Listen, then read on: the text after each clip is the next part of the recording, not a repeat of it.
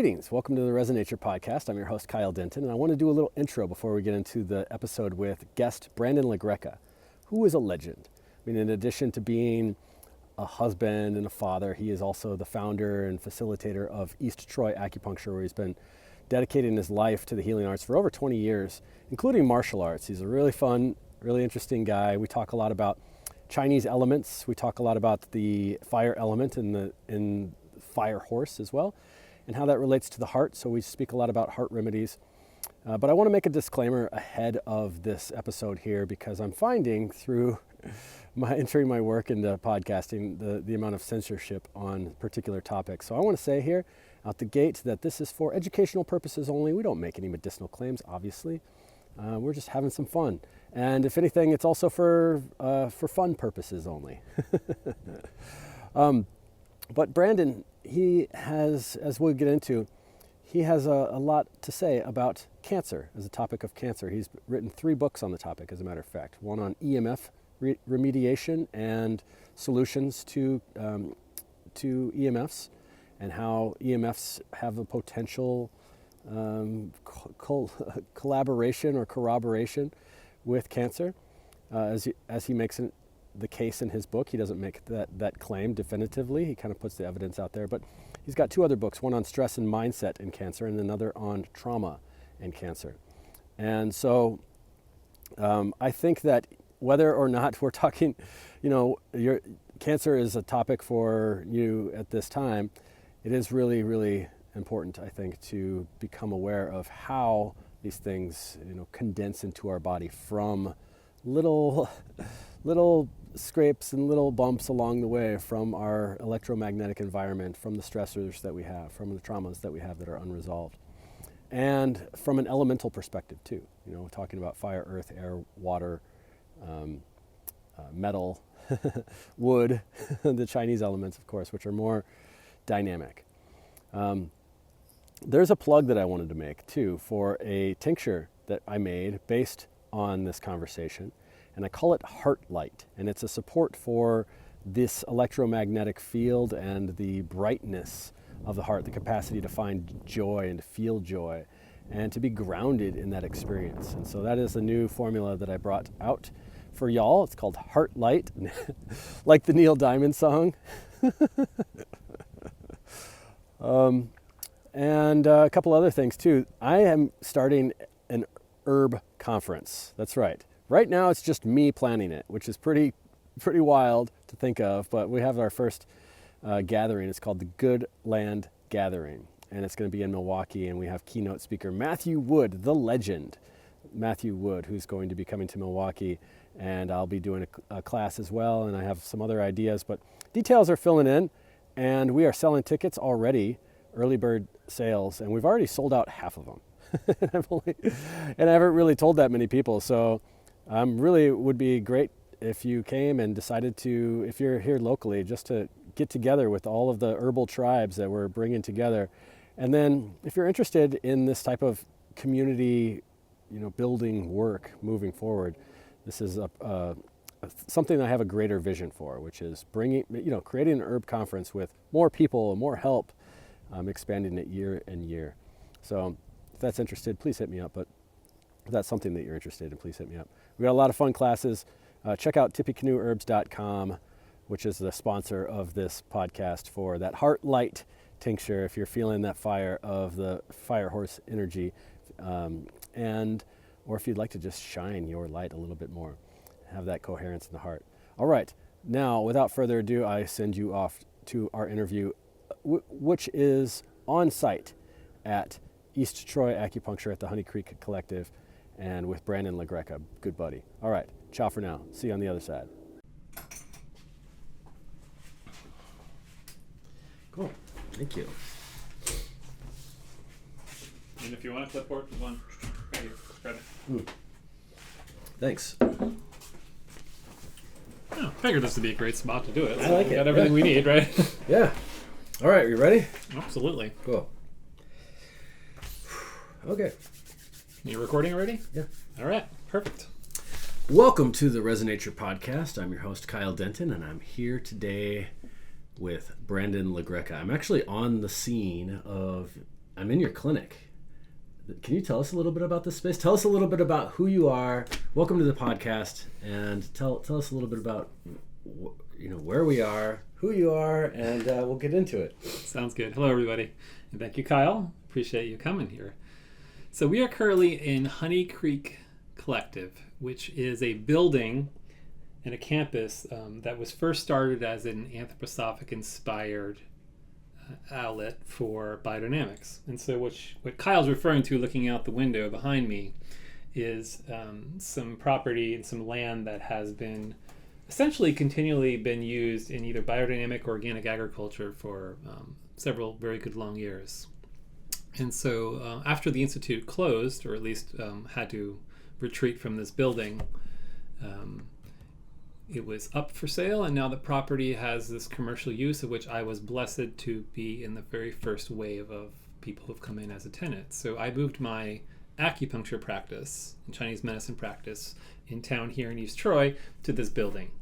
And it's very special for me. I knew the owners. I think of them often. And my office is in the office of a gentleman who was like a mentor to me, who really founded this and was the visionary behind this whole area. So that's a little bit about the place and about me personally. I've been in traditional Chinese medicine for 20 years. It's my native chord. I love everything about Chinese medicine. I'm sure we'll talk a little bit about it.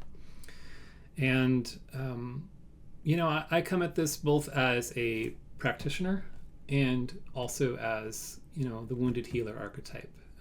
10 years ago, 2015, I got a stage 4 cancer diagnosis. And so that completely changed the trajectory of both my own personal healing and spiritual journey, as well as being a clinician. And so that's something I've thought a lot about over the last 10 years. I'm blessed to be able to tell you that I've been in remission since 2015. I was able to achieve remission in 8 months with an integrative protocol, and I've remained so ever since. So blessedly, I'm here speaking with you today and sharing my experience. And cancer is something I think a lot about and I've written a lot about. But behind all that, really, I just want to say I'm just a country doctor here. I'm just so invested in holistic medicine and thinking holistically that it inspires and goes into everything that I do. Yeah, I could tell. Wow. I want to give a little back story and pull on some of these threads that you laid down in the intro too. So I feel like, I just jumped in here. I could have set up a better introduction for you. And the reason why I was thinking about that is because I just had a treatment from you. And maybe I'll tell the audience a little bit about the treatment. First of all, I was very impressed. You're very skilled in your, it was extremely impressive to me. You're very skilled in the placement of the needles, and I'm sure that that's just like something that people can do, or the finding of the points. But what I really appreciated the most was your artistic side of being a practitioner, and your let's say chairside manner, your bedside manner that was just so comforting. And one of the things that we worked with was kind of stimulating a little bit of my chi, so to speak. Mm-hmm. And during my treatment, it was the first time I've ever had acupuncture that I didn't take a nap, and I felt like my mind chattering a lot, and I was able to even witness it and kind of get behind it and witness a lot of this chatter that was going on. And so as soon as that concluded, we fired up the recording here, and I was, all right, let's go. And but we've been friends for many years now, and I don't exactly remember how we became friends. Maybe through mutual friends. Discovered we loved herbs together, and, right? The rest is history, sure. But yeah, I'm like, wow, I can't believe I haven't had a treatment with you before. But one of the things that we normally do, I feel like we could hang out a lot more together. Was we get together for escape rooms and solve them really well down here in East Troy. And but yeah, this space is beautiful. And as you were talking about the influence of Steiner and the anthroposophical design, almost that I feel like is going on. Very present in here in the space for sure. Yeah, it's a beautiful building, and it actually makes me wonder. I mean, it's the type of building that's inspired, right? It's inspired by anthroposophical, and so for this is a newer podcast, and so for like the younger audience, I guess we could say, I would like to talk a little bit about Steiner, just because sometimes when people hear the word Steiner, Rudolf Steiner, they think, okay, that's the Austrian mystic, right? But sure, but certainly I think the real name, his legacy has really lived on through agricultural, in the agricultural world, and in medicine, in the anthroposophical traditions of medicine, and in homeopathy, and even in herbalism. There's a lot of signatures, doctrine of signatures, and that type of work that Rudolf Steiner has had. And then most of the public knows Waldorf School, which is the Steiner school. So those are the three main contributions, I think, practically speaking, of anthroposophy. And we do call him an Austrian mystic, and that's exactly what he was, but he was very practical in terms of the spiritual science that he introduced. And those were the three things that really came out of it that are still being developed to this day. Education as Waldorf, as you mentioned. Anthroposophic introduced medicine, which has its own flavor in terms of how they prepare homeopathic remedies. And then biodynamics, which is a very unique form of agriculture that looks to nourish the soil and the spirit of the land very differently than just, say, organic. And so I've had, a little bit of feelers out in the anthroposophic medicine world and have some understanding of it. But I think if you look at that as a synergy too, you see that there is this understanding that they're all connected as well. How we raise our children and bring them into the world with a certain sense of themselves and how they relate to their environment, and then how we're nourishing them with food from that same land, and then how we are deriving medicine from those connections with the soil, with our community. You start to frame out this picture of where it is amazingly holistic from this Western standpoint. So it's been a very welcome tradition for me to kind of just, move into, even though, again, like I said, my native core is Chinese medicine.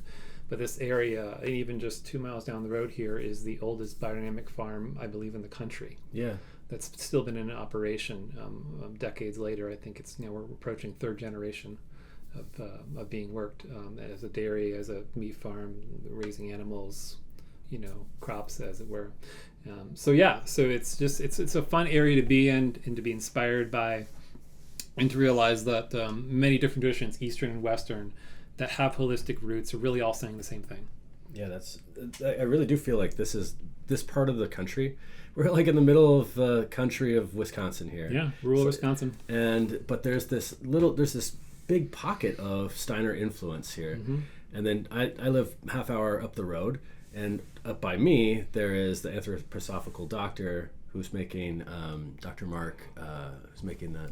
Yeah, Dr. Mark Hemsler is part of True Botanica in their preparations. And then a couple miles down the road outside of town here is also Uriel Pharmacy, named after the Archangel Uriel. And they've been doing, preparations specifically even like for cancer with mistletoe remedies, which is their big thing. And they've been doing that for many years. So, a lot of great influences, a lot of great way to think about herbalism, think about medicine, think about how it all relates back to the land again. It's very inspiring. And it's inspiring to me just walking into a building like this, and even as a patient or as somebody who's coming here for a consult, because that is also impregnated into the design of the architecture. Yeah, the ethos is totally alive with that, for sure. Yeah, that's really cool. So have you ever, it makes me wonder, have you ever gone down the rabbit hole of Tartaria?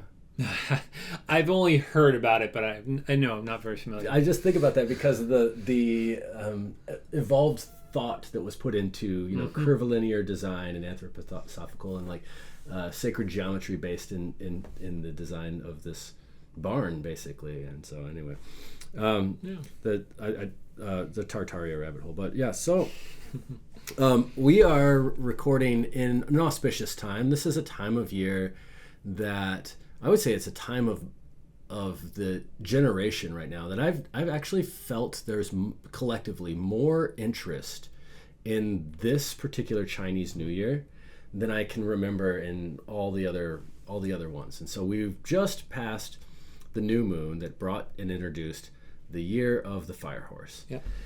And so I wanted to talk to you a little bit about that. And I know that you're not really into the astrological side. And what is your animal? I'm a monkey. Metal monkey. Metal monkey? I think I'm a metal rooster. I don't know if that can't be the case, though, because if you're metal, I can't be metal, too. We're about the same age, right? Anyway, so the element of fire, Oh, yeah. I think is the thing that really makes people feel. I think that the thing about the fire horse energy is that, you know, the last few years has felt kind of comfortable. It's felt rooting. It's felt grounding. Yep. In the particular elements, and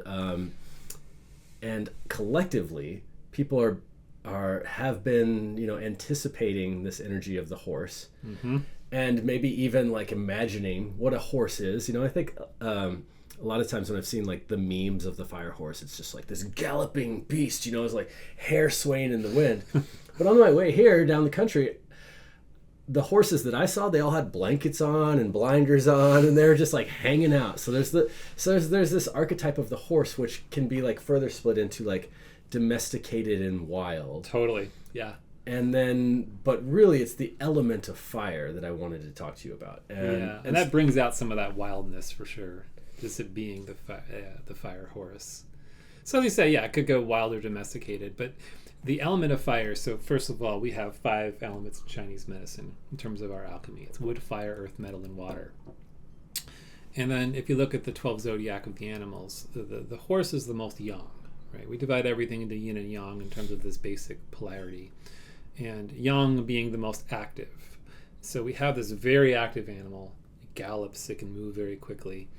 And you combine that with fire, which is also a very yang element. It moves fast in terms of how it burns and transforms and transmutes. And so you put those together and you have a get stuff done year, essentially. You have a lot of energy behind new ventures and moving into new things and moving through them quickly and getting a lot of maybe collaboration. Fire is also about our connection to community. You just think about, you know, our ancestors sitting around a fire and telling stories. You know, the fire is the part of that unites us as elements go. So if you put all those things together, you have a moving and shaking kind of year. You've got the element of community coming together to do things and to get things done. And then also inspiration. Think about the fire in the heart, which is the organ that it's associated with fire, right? It's about our connection to the divine and being inspired and kind of bringing that forth onto the planet at this time. So fire brings all of those things with an energy that's like get stuff done and move it through, you know? And so that's what we can really look for in the next year. I will say one more thing about this. And this is very Taoist in the sense that we always think about balance. For every yin, there's a yang, and vice versa. If people find that they are moving through this year with a lot of turmoil, it's too fast, it's unwelcome in some respects for how these things go, then all you have to do is turn to the counterbalancing influence, which is, of course, water. You know, water is the quintessential on the opposite axis from fire. And so with the water element, we think more of introspection and times of reflection. Think about a pool of water that's perfectly still and you can see your reflection in it, but it also has great depth to it. And so that encourages us that if you're having times where you're not jiving well with the energy of the season, step back. Go into some, you know, have some discernment and go into some moments of quiet reflection. And then from that place, then express that fire element, really be able to bring it through from that base of groundedness that you can get from the water element. Without quenching. I have this visual exercise that maybe the listener can have that help with explaining the movement of the dynamic fluctuations of the Chinese elements, which is something that I actually really appreciate about the Chinese elements, is that they have this dynamism to them. Whereas like in the Western tradition, we're talking about like tissue states. We're talking like static kind of elements, you know, there's these things that are at the base, whereas there's this movement in Chinese medicine that is really easy to relate to. So if I'm picturing myself as a 5-pointed star, so my head is the top of the star and I got my legs at the bottom and I got fire up here at the top. And then down here to my left leg, and now I'm doing this like destructive cycle here. Down here to my left leg, at the very bottom of my left leg would be the element of metal. So fire burn or like melts the metal. Yep. And then the metal coming up in the star to my right hand is the wood element. Right. And then the wood element, this is kind of maybe a qigong practice even too. The wood element moving across my body to the left hand. This is the earth element. Mm-hmm. And then all the way down, completing the fifth one at the right toe, is the water. So we've just went through the destructive cycle where fire at the top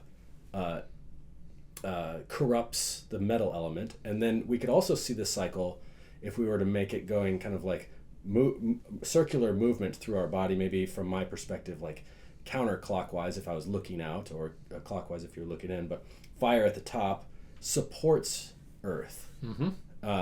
And from, or another way of thinking that poetically is you burn a bunch of wood and it turns into ash, yeah, right? And absolutely. then from that ash comes the metal element from the maybe you could even say biochar, or the precious elements, or diamonds, or things like that. And from that, the metal can scoop up the water. You can retain water with ash or with biochar. And then the water supports the growth of the wood, and then the wood will support the fire. And so there we have the constructive. Is that accurate? Yeah, that's both the creation and destructive cycles. Yeah. So with that said, and this being a year, a very fire element year, fire relating to, you said fire related to the heart, mm-hmm. and you talked about it in like a spiritual sense, but can we also say that like it has to do also with the physical heart, circulation, and the actual organ itself? For sure, yeah. The heart and small intestine are the two organs, both yin and yang, respectively, that relate to the fire element. And so you can think of, in the old Confucian system, you can think of the heart as being the emperor.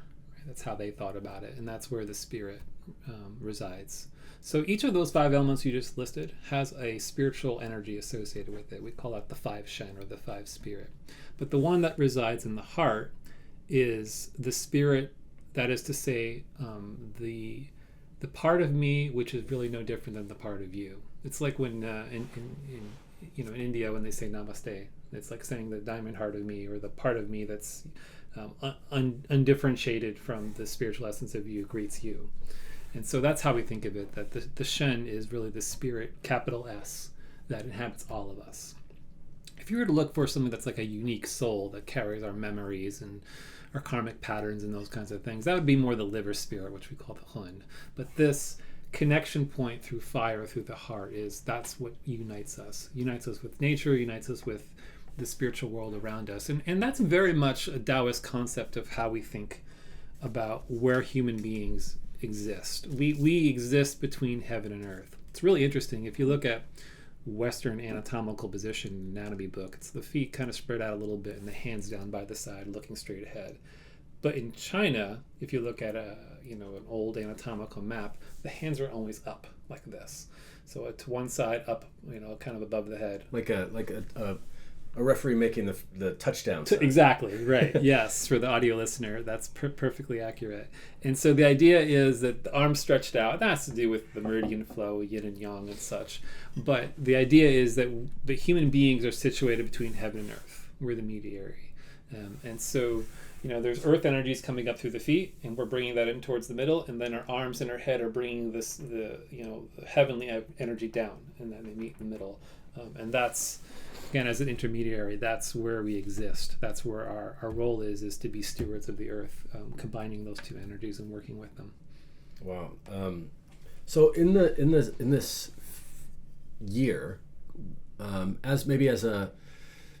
as if your patients were to come in and they say, just generally speaking, I know that you're a very specific kind of person and you're looking at things from a very specific way whenever it comes to us. But generally speaking, what would we look out for like an excess of fire, and what how that relates to the metal element, and what is the metal element? Where is it in the body? Could we potentially see, generally speaking, more marauding of the metal element, or an excess of this fire element getting out of hand, or in general? Well, that's possible, and of course it's always going to be very constitutionally dependent. So everyone's constitution is a little different. So some are going to be, affected by that fire element more than others. So let's talk very generally about excess fire, what that looks like. Well, that can look like, there's this classic type A presentation. Someone who has a ruddy complexion, they've got high blood pressure, they're prone towards anger, and they're prone towards heart attack and heart disease, right? That's kind of the fire that's too exuberant in that person. But as it relates to metal, so now the metal element is the lung and large intestine. And so it's very possible that the excess fire can then start causing havoc down that destructive cycle into the lungs. And that can manifest as lung heat. That can manifest as having phlegm that's kind of that yellow thickish stuff that's your lungs are congested. It can manifest as being prone to respiratory illness in general. And also as the lungs weakened, again, depending on constitution, that can give rise to very serious lung conditions, COPD, emphysema, things like that. So that's possible if those elements aren't in check. But I think that the telltale is that the fire is kind of blazing a little too hot in someone, is they tend to have that kind of type A personality characteristic.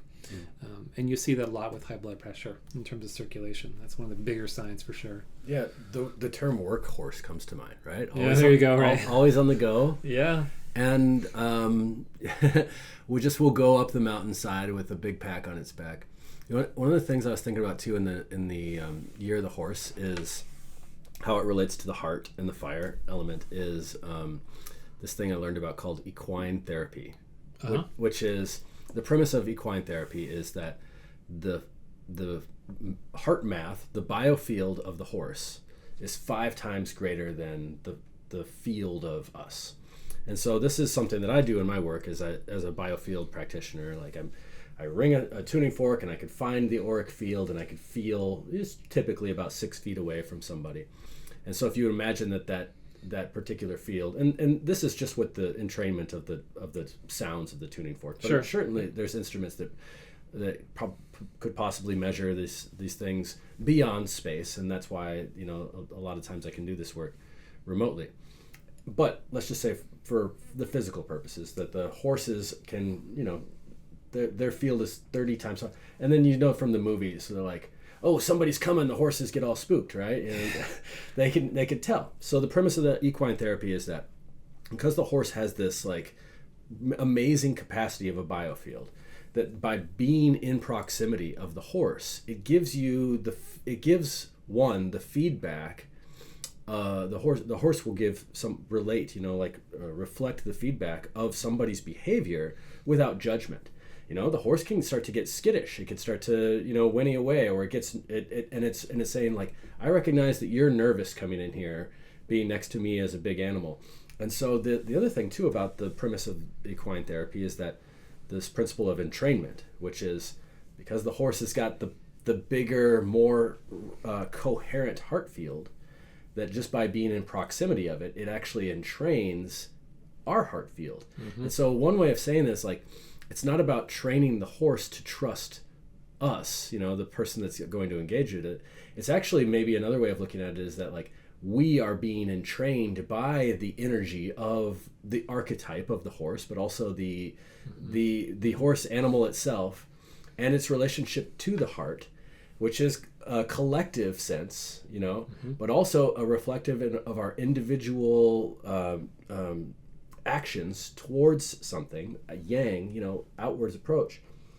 And that's why as a therapy, it's helpful for regulating the heart rhythm or the variable heart rate for a lot of people too. Have you ever heard of something? I can totally see it. And, I have a lot of patients who either own horses or formally into dressage in terms of equestrian arts. And there is such a responsiveness of that animal. I mean, they are just exquisitely tuned into what's happening with the rider.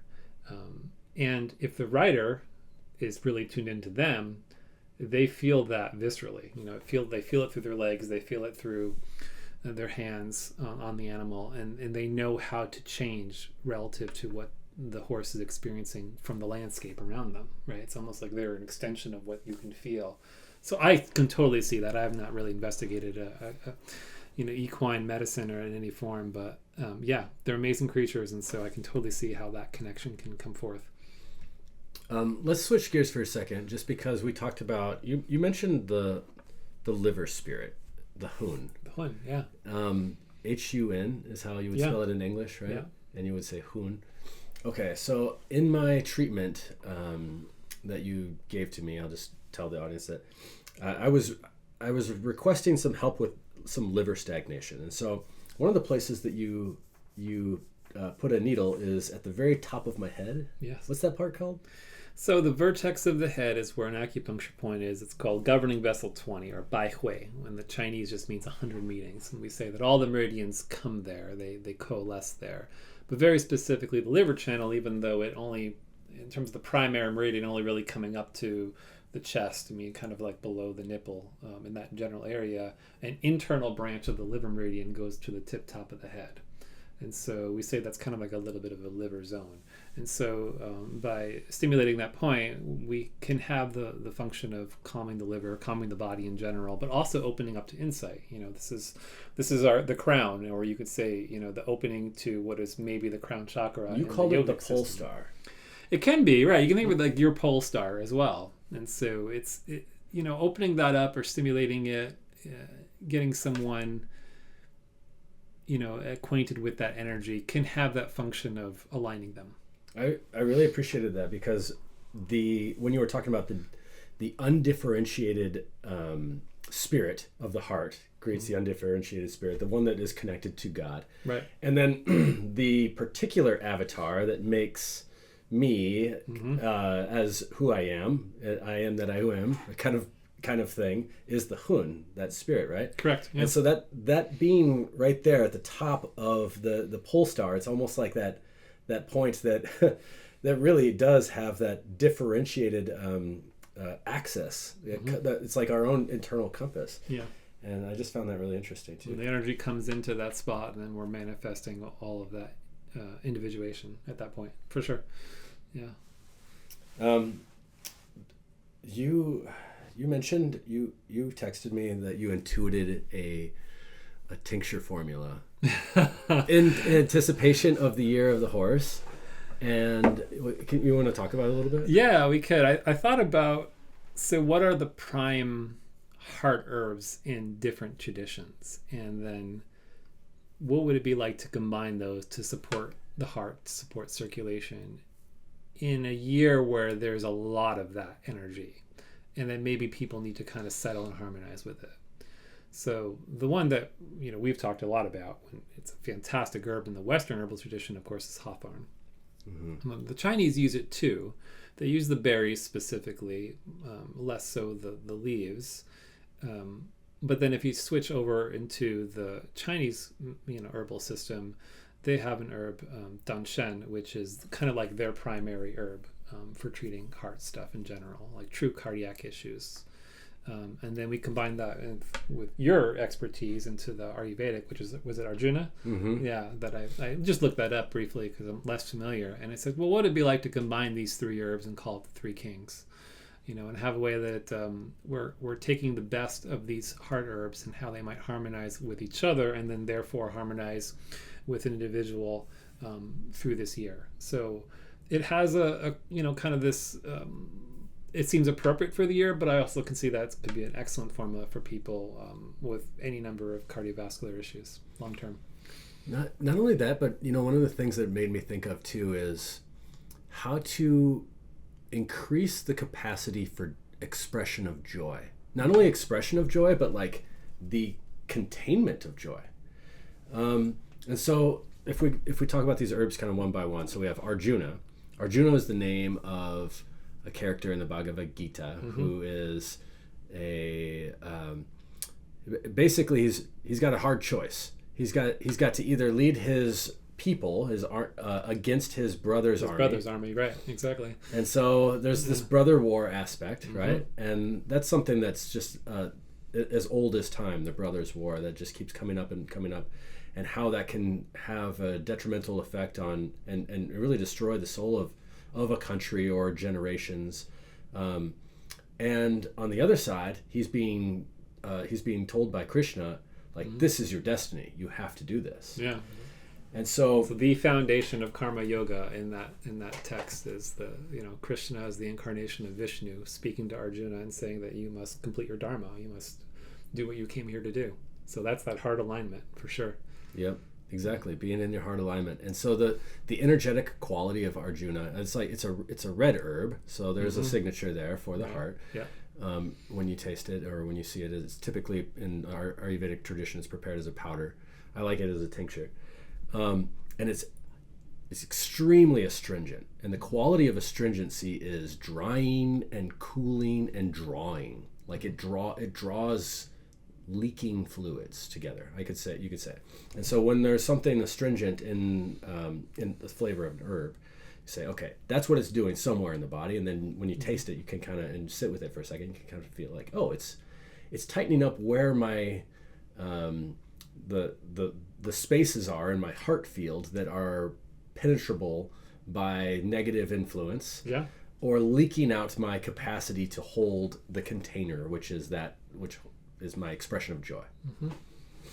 And hawthorn, Crataegus, both the berry and the leaf in the Western tradition, also have this astringency. They have a little bit of sour flavor too, which is also cooling.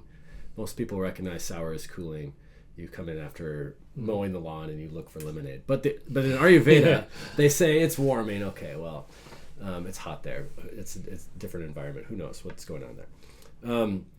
But I really love thinking about hawthorn from both the Western perspective, which is like it's got the signature of these big old thorns, which is like it's maintaining space, it's holding space for the purpose of healing, for giving your abundance, which is this beautiful red plant. It's got all this stuff. It says, here's my abundance, come take it, but take it with discernment. You can't just come in and then from the Chinese perspective, it's from what I understand, it's typically used as more of like a stomach tonic. The berry itself is used, we call, for food stagnation, which there's someone has eaten in excess oily, greasy foods, right, and that kind of thing, and it helps to dissolve that and to help with digestion.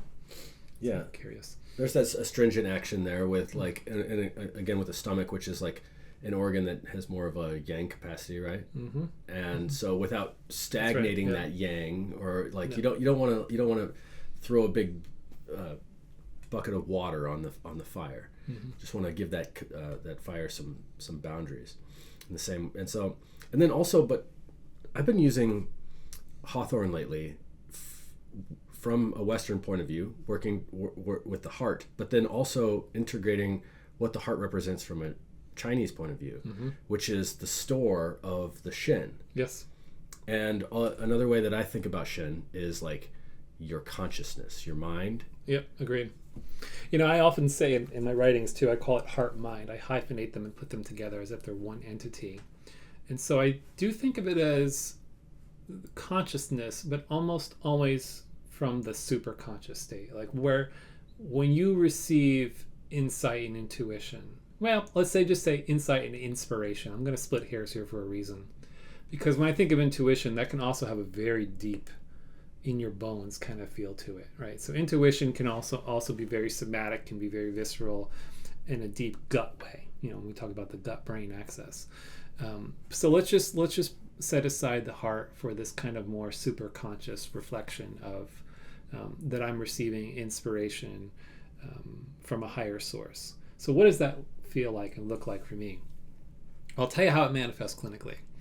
When I receive like a lightning bolt of inspiration, it's almost like a complete download. It doesn't speak in terms of my language, in terms of English. It's like something coming as one packet of information, utterly complete, into my being, and then I know what to do from there. That's kind of different than intuition, which is like a felt sense that I'm having to kind of process and develop over time. Intuitions are very valuable, and they can definitely lead you in the right direction. I have an intuition that I should avoid this. Okay, why is that? Then you question it and you really sit with it. But when you get a true inspiration for something, or in creativity and writing, it just bam, it hits you over the head. And that's the heart. that's like the Shen really speaking to you. That's your connection with God, and saying, what is the divine trying to manifest within me in this moment? When you get a sense of that super conscious state, that's 100% in alignment with that pulse star that we talked about, with one's fire element.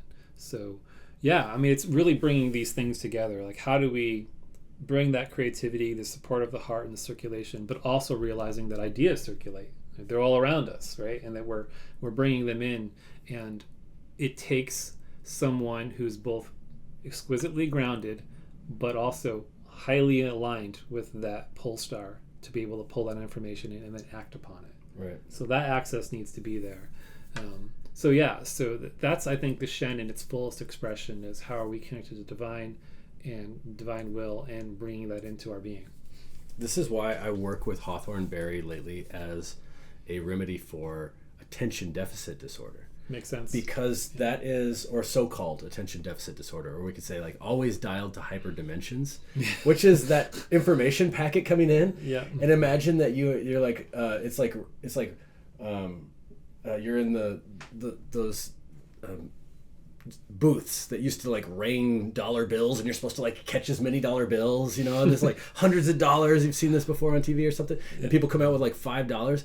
Meanwhile, heaven was just like giving you all of these riches. And so that's what hawthorn does, I think, is it helps with that, again, that astringent action, is it gives you that containment to not only like capture the information packets, as you put it, but also make it to put it into action.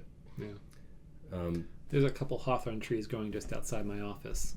You'll see them out the windows, and I've been looking at those little thorns on there, and they're shaped very differently. They're very thin and extremely pointy. They actually look a little bit like an acupuncture needle. It's kind of inspired by it. and I've had some interaction with these two trees outside, and I love them dearly. And one of the things I kind of heard from them in my study of them and looking at kind of how they grow and doctrine of signatures, of course, is they really do have that protective function. It's like they're creating a safe space for all this.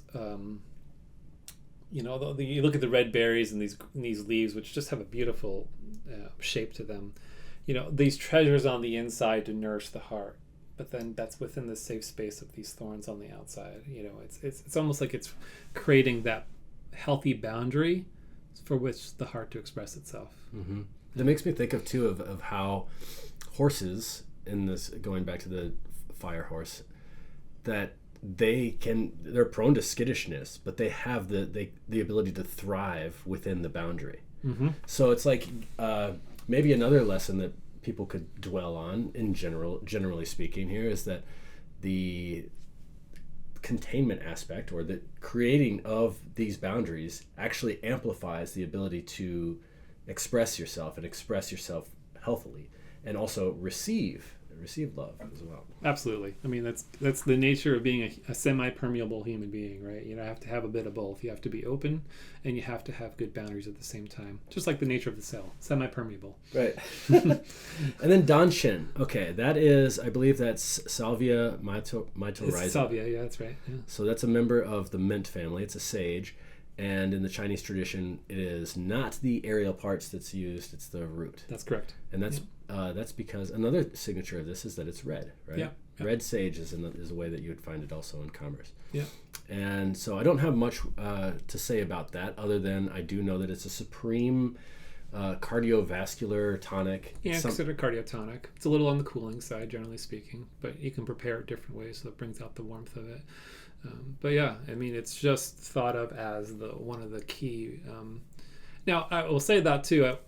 Ginseng is also very much considered a heart herb in Chinese medicine, in terms of its action. The thing is with ginseng, it tends to be pretty warm. We say people below the age of 40 probably shouldn't use it, although I think that changes a lot with how burnt out people are these days. But ginseng is also very expensive and not as accessible. Danshen's kind of like the everyman's ginseng. That's kind of how we think about it. So yeah, you texted me that formula. I was like, I should make it. You actually told me today when you were giving me a treatment. You said maybe I intuited that for you. Sure, that's. And so you mentioned that after feeling my pulse, and so yeah, maybe it would be good, but maybe I'll make it. And by the time this is released, there'll be some Three Kings tincture in your storefront, and I'll give you some kickback of inspiration there. Mm-hmm. Do you mind if we switch to the topic of your books? Absolutely. So when I hear you talking in other podcasts, that's primarily what you're talking about. Mm-hmm. Your books are, I have read all three of them. The first one is entitled Cancer and EMF Radiation. Yes. Yeah. So that a very easy read. I would say a person can read through that in 2 nights. 3 nights maybe. It's a really, really nice read, and the thing I would say that the thing about all of your books in general is that they all deal with the topic of cancer. Right. The first one about EMF, the second about stress and mindset, mindset, and the third is dealing with trauma. Right.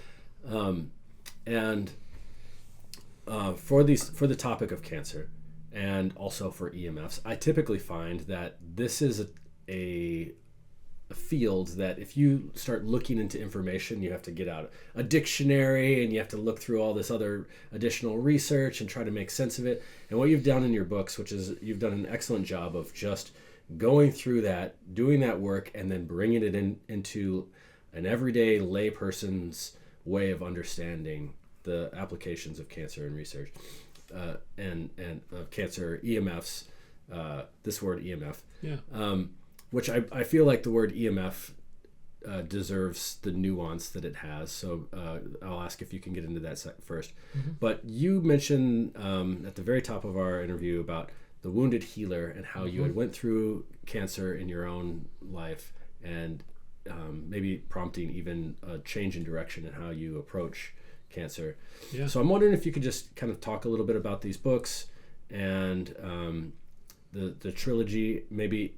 And then also, I mentioned something about the nuance of EMF, but in your order. Absolutely. So I'll just say one brief thing about EMF, and then I'm going to give you the big picture, the overarching theme about how I think about illness in general and then cancer specifically.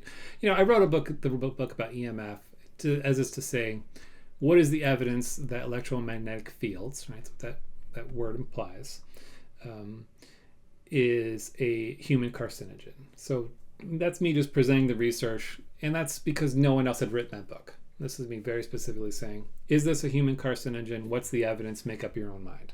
And if you want to apply the precautionary principle and have less of this stuff in your world, in your environment, great. You've got there's a lot of solutions. Yeah, there's a lot of solutions. There's a lot of ways you can minimize exposure. So that's that. But let me speak very, very generally now, and I think this will speak to me, the heart, here we go, of the issue.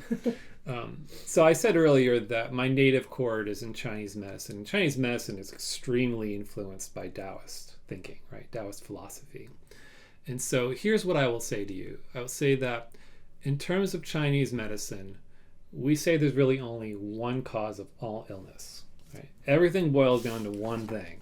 Right, this is the one from which the 2 and the 3 and everything else evolves. But the one, the root of all illness, is an imbalance with nature and natural rhythms. That's it.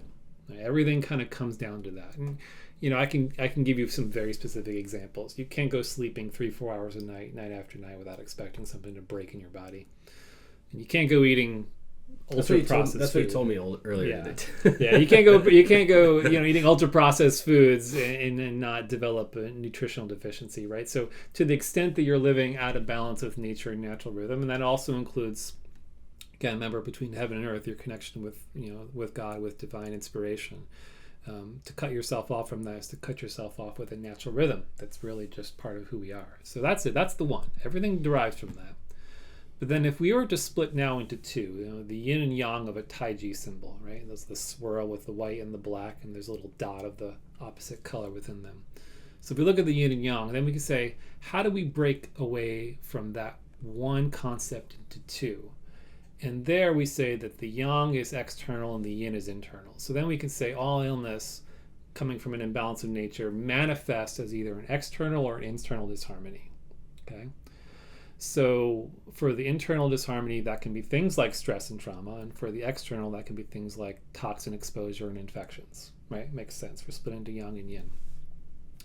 So let me go through that very same split and that nuance now with the question of cancer, okay?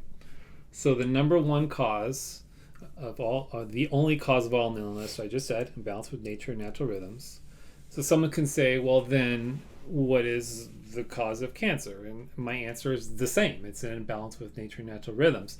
But then when we get nuanced into, when we stop asking the question, what is cancer or what causes cancer, to a different question, which is, how do we get cancer and why do we get cancer? Now we're in the yin and yang. Okay. All right. So you say, we'll break this apart for you.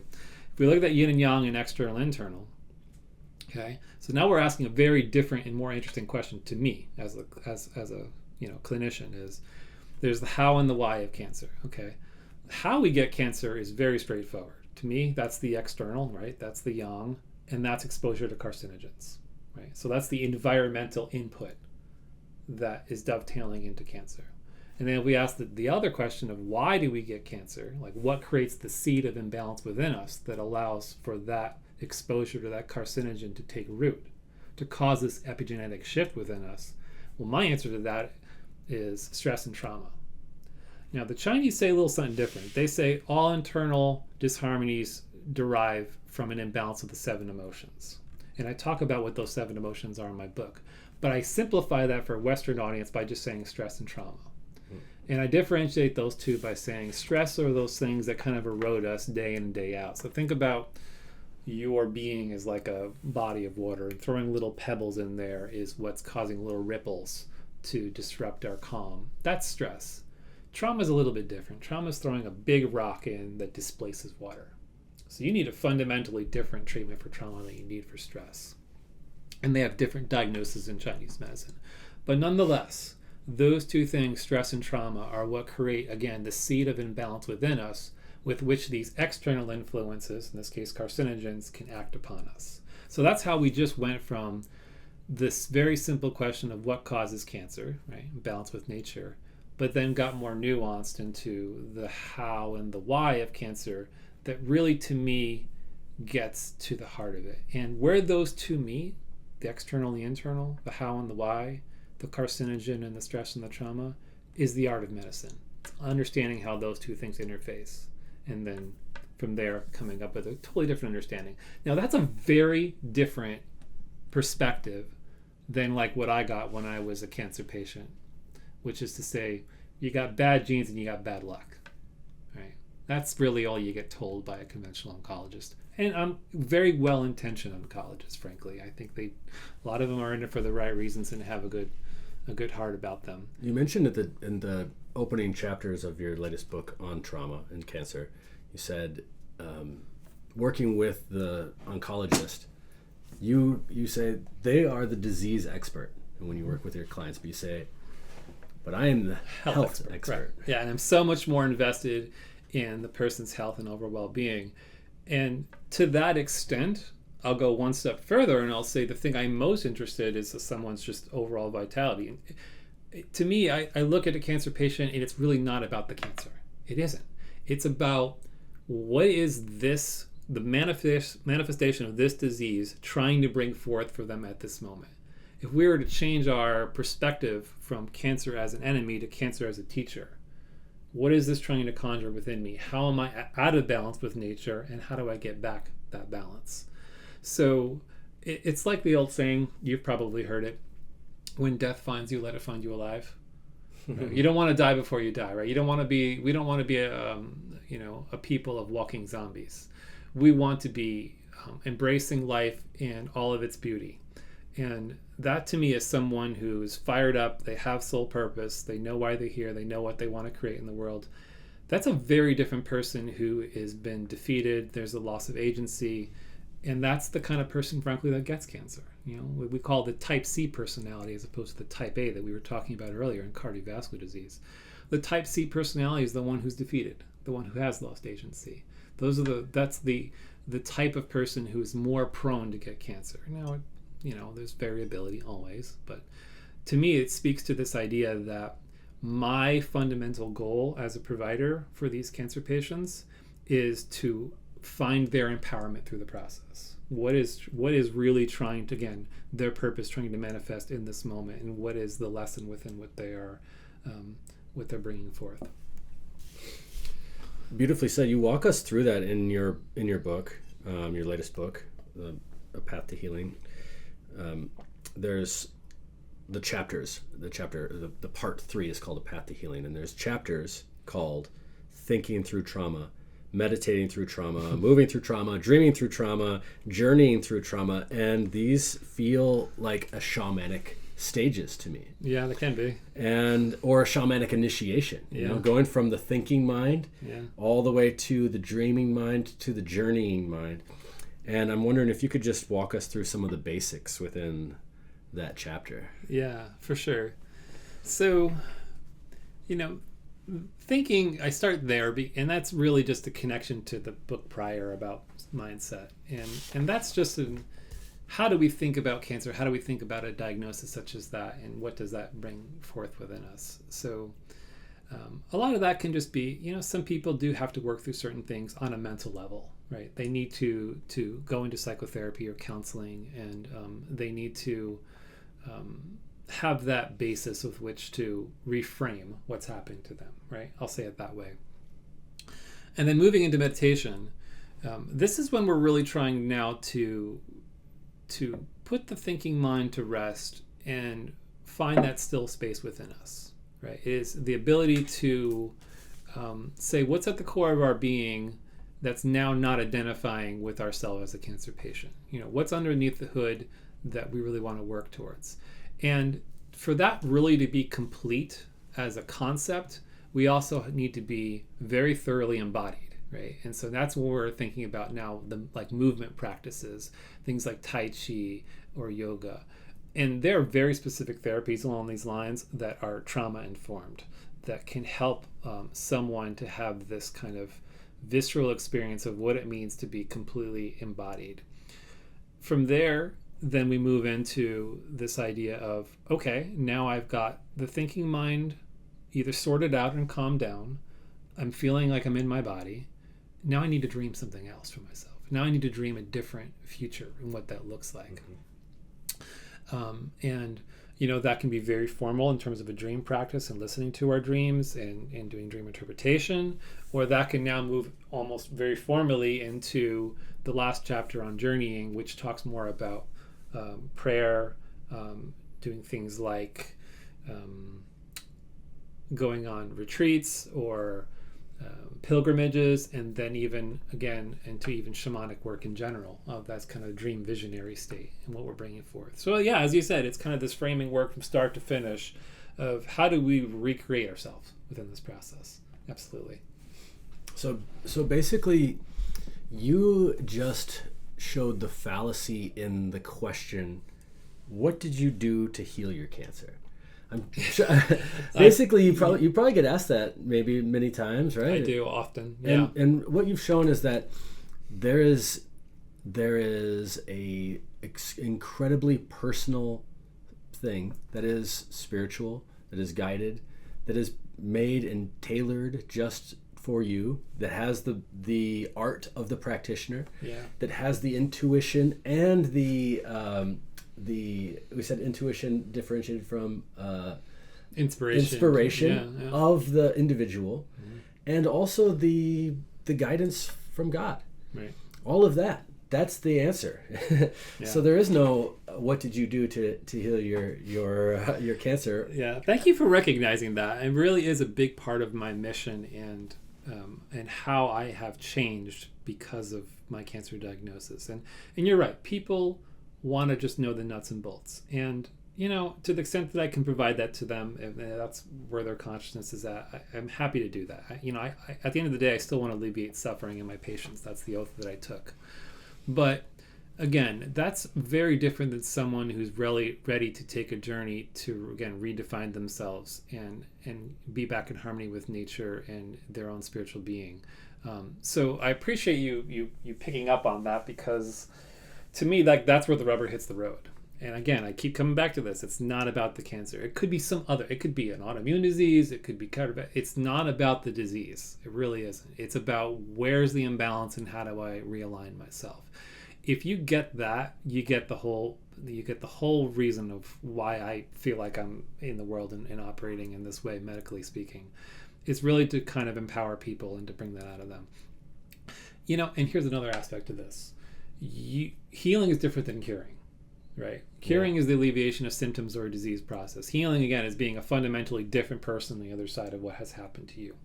You can be on your deathbed, you can be in hospice dying from cancer, yet be healing at the same time. You can be expressing love and forgiveness, both of yourself and others, and expressing gratitude of both yourself and others and people around you, right? These classic hospice questions that are asked in a way that you are more alive in your final moments than you were in all the years prior, right? So to me, that's what I'm after. Now, if I can get that in a person before they're diagnosed with cancer, great. We've really created some fertile soil for them to be their fullest, expression of themselves. But sometimes, and often as the case goes, people need a shakeup. They need something to remind them that life is fleeting, and now you've been given this wake-up call, as it was for me, as it is for everyone. Your mortality comes right to the forefront, and you have to start thinking about these things. If you don't, you're nothing more than just a machine. You're, take me to the oncologist and fix me, right? Like you're a glorified mechanic. That's the agency. Yes, aspect, absolutely. Yeah. And so to me, the agency that's what I'm after, because you're going to die of something, right? So it's not about preventing death. It's about bringing forth life within a person. And speaking of that, we got to end this somewhere. And I feel like this is a really good place to end. I feel like we wrapped it up really good. There's just one question I have left, and that is, can you tell the people, once again, where they could find you, the names of your books, and some other projects that you have in mind? What's on the future for you, Brandon? Yeah, thank you for that. So everything you could find at, just my name, BrandonLaGreca.com. And I've got 3 books, and the one about the EMF, again, we're looking at that yin-yang concept. That's looking at the environmental exposure, and then the other 2, cancer, stress, and mindset, and cancer, trauma, and emotions, are more about that internal experience. So again, trying to frame out these different aspects of this epigenetic story of cancer. So those are available everywhere online, and I write 1 blog a month. This whole last year, I wrote a lot about the subject of spiritual medicine, and I hope to collate and combine those into its own book at some point. But for right now, they're freely available on my blog, and you can read kind of like what we've been speaking about today, of this, where these concepts meet of one's own spiritual life force and how it manifests into health and just being in harmony with nature. It's a big interest of mine, of course. It's what has very naturally flowed out of everything we've just spoke about. And I'm really proud of that work. I think it's something that will stand the test of time, to understand how we're all connected in this way, and to find this agency within people really is the key. So, yeah, thank you.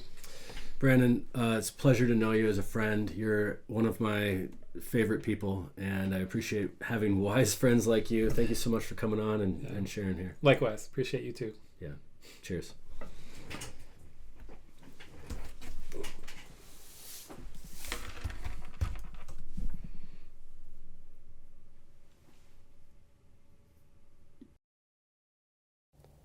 Yeah, that was awesome. What a legendary dude. Really a great guy. One of the things that you can hear, that I can hear at least, is when I'm talking to somebody who has dedicated their life to the healing arts, is how they dedicate that first to themselves. And the discipline that he has, in the maxim, healer, heal thyself, that's really the only place that we stand a chance in healing anything, and healing and sharing our gifts with the world is to do so first from a place of internal coherence. And that is absolutely clear to me through Brandon's tone and the way that he holds himself and his aura in the space, that he has that discipline as well.